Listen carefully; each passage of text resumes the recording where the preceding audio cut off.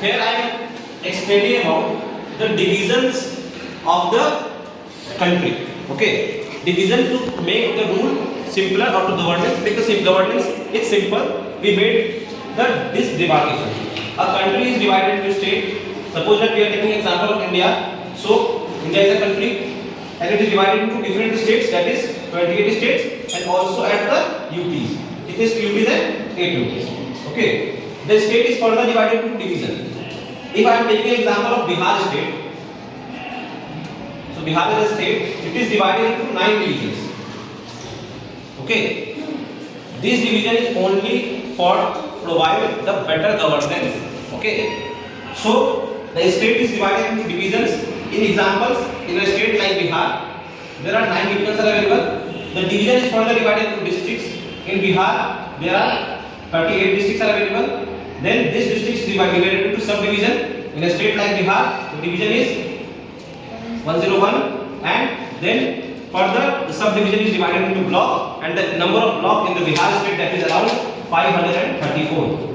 And then the block is divided into the different villages where the people live.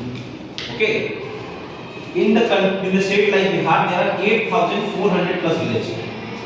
Okay, 8,484 villages are available in Bihar.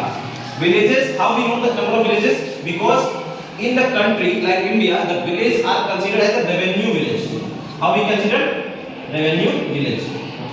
It means that the people who live in the village, they pay the taxes, they provide the tax, they provide the revenue as a land revenue. Clear?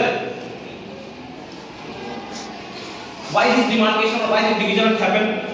First of all, क्या हो रहा है? These divisions are happened to provide the better governance. Suppose that a government or agency which is situated at the central level or at the national level, and he wants to make the law, make the policy for the people who live in the village. Then how will he implement the policy? There are a lot of constraints will come. So for the better functioning, for the better provide the facilities, thus division are. So central government will say the state government will give the instructions to the division, then division will give the instructions to the district, and we give the proper implementation as well as the monitoring of the policies. So that's why these divisions are.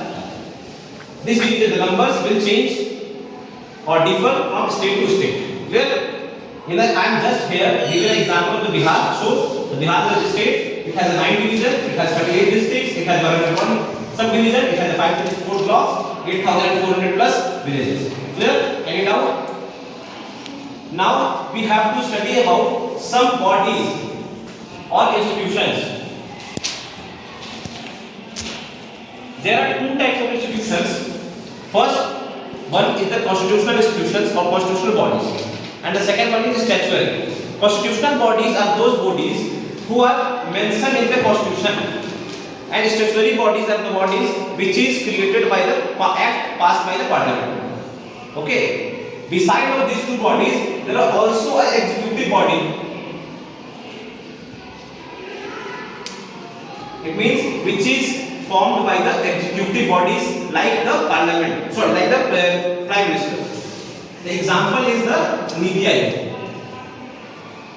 It is created by the order of the executive. Okay,